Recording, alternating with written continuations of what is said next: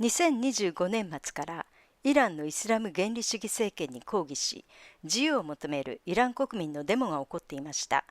2026年の初めには、イラン国内のインターネットが遮断され、イスラム原理主義政権によるイラン国民への大量虐殺が行われており、イラン国民はイスラエルやアメリカに助けを求めていました。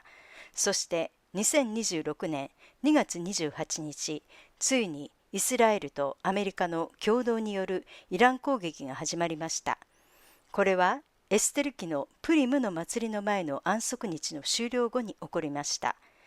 イエスをメシアと信じるユダヤ人ラビであるジェイソン・ソベル氏が、この驚くべきタイミングについて、またこの現在のイラン戦争と聖書とのつながりについて語りました。ここに驚くべき神の働きが見えます。Well, when Prime Minister Benjamin Netanyahu announced the attack on Iran, he said, if we do not stop them now, they will become invulnerable. He added that the Islamic regime had been plotting to rebuild their nuclear and missile capabilities in recent months. Some believe the seeds of this war were sown far earlier than that. What we're seeing on the news today is a continuation of a story that began thousands of years ago. For more on this, we bring in our friend Rabbi Jason Sobel. Well, in a recent YouTube video, you said the timing is shocking, and you pointed to the weekly Torah reading from the time of the attack. What did it say? Yeah, absolutely. So the day that the bomb dropped upon the government leaders, the supreme leader, the Ayatollah, in the synagogue, Jewish people were reading a special reading from Deuteronomy that talks about blotting out the name of Amalek from under heaven and not forgetting what Amalek did. The reason why that's so important is you always read that before the Book of Esther and the holiday of Purim. エステル記のプリムの祭りとは、旧約聖書のエステル記に書かれています。簡単に説明すると、当時、ペルシャ帝国のアハシュエロス王のお妃はユダヤ人であるエステルでした。その時代にハマンというユダヤ人を憎んでいた男がいて、ユダヤ人全滅を試みましたが、モルデカイとエステルを神が用いて、逆にハマンを滅ぼされました。エステル記9章には、その日を自分たちの敵を除いて休みを得た日、悲しみが喜びの日に変わった日、祝宴と喜びの日として定め、これらの日をプリムと呼んだと書かれています。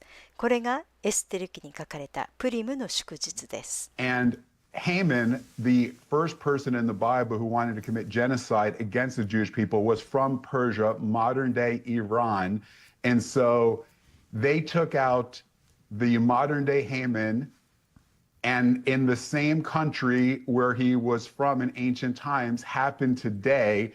It's a story of Esther replaying itself, and on the Muslim calendar, it was actually 9/11 on the Islamic calendar, and that's significant because Iran was the one who helped fund and support October 7th, the massacre, which was Israel's 9/11. You can't make this stuff up. No, you can't. How do you trace the, I guess, both the genealogy and the spirit of Amalek? How do you trace that back through the Bible?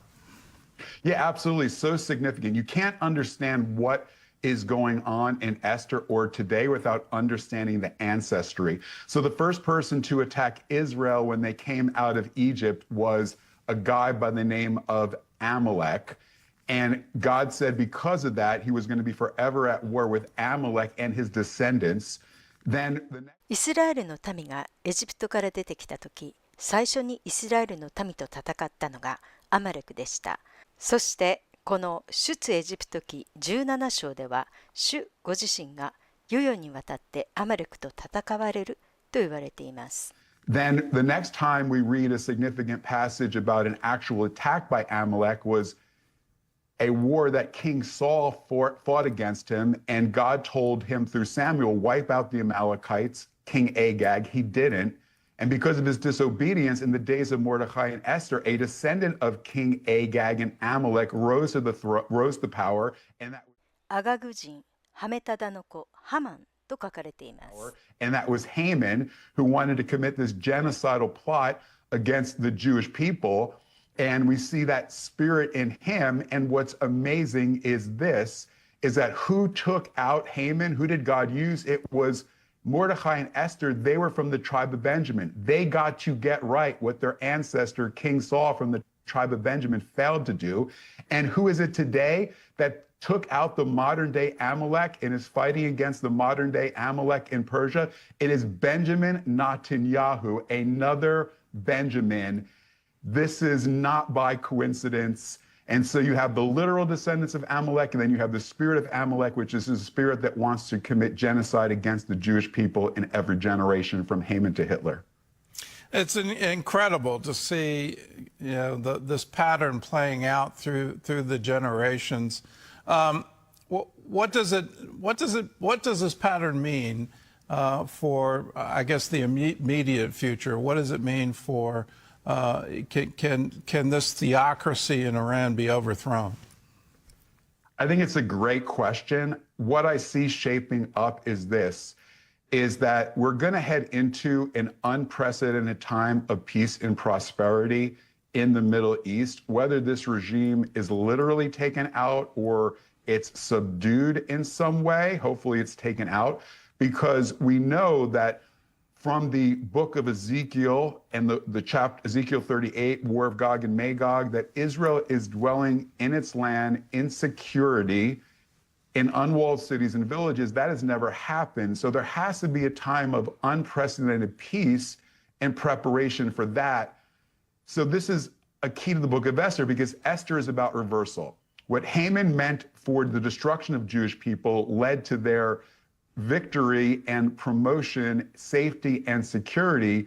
He tried to Haman tried to hang Mordecai in his own gallows. In this case, Iran wanted to create a nuclear bomb to destroy Israel, and they get taken out by Jewish bombs. And I think ultimately when Haman was taken out, security came. It's going to be a political security. It's going to be temporary, but I believe it's setting the stage for that. It will be temporary. Israel being at peace with all its neighbors has not happened.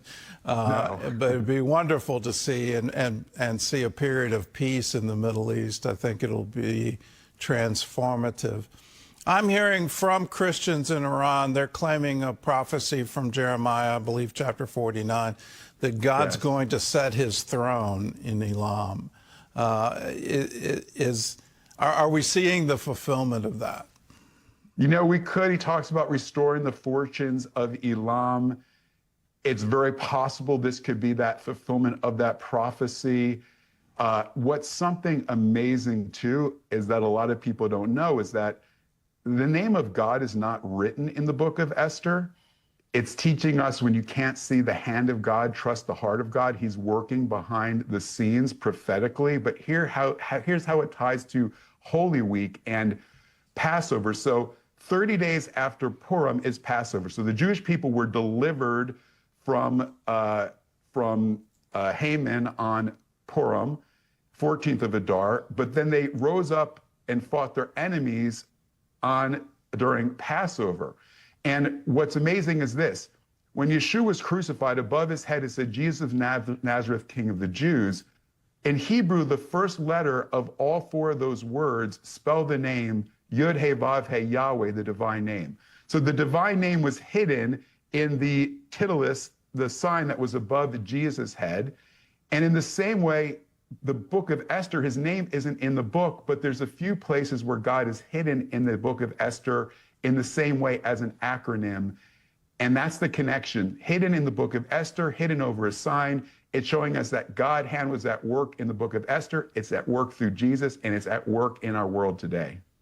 Well, it's in the nature of God to conceal a thing, and in our nature to discover it. So what are you praying for during all of this, all of the wars and what's unfolding in the Middle East? What are you praying for? I'm praying for, like we saw in the book of Esther, when Haman was taken out, there was an unprecedented move of God among the Jewish people and among the Persians and the Gentiles and nations that were part of the empire. So I'm believing for an even greater move of God in Persia, and we're even beginning to see an awakening among Jewish people in ways I have not seen before. And I'm believing this is the first fruits of something greater, an awakening that God is going to do in our nation, in Israel, in Persia, and around the world. Well, after October 7th, the national calls to prayer and coming together to ask God for deliverance. It's sad to see it takes that kind of tragedy to do it, but at the same time, here it is happening and unfolding. Purim, it's part of turning sorrow into joy. That's the celebration, turning our mourning into dancing. What encouragement can you offer believers watching these events today, especially as it relates to Israel? Listen, I think we're in a turnaround season. I think, again, we have to understand is that God's name is not mentioned in the book of Esther. God's hand works in two ways. On Passover, it's the revealed hand of God, the signs, the wonders, the miracles. In Esther, we don't see a miracle. We don't see God's name, an overt miracle. But it's teaching us when we can't see the hand of God, trust the heart of God, that God is working things out behind the scenes, that no matter what's going on in the world, we see how, like Benjamin in that day, Benjamin in our day, it's all connected. God is in the details. We don't need to fear, but we can have faith because Jesus, Yeshua, won the victory, and the Middle East, he's known the end from the beginning. He's working it according to his master plan, and it's going to be good in the end. Yes, he's working all things together for good, especially for those who are called according to his purpose and love him. So let's continue in love.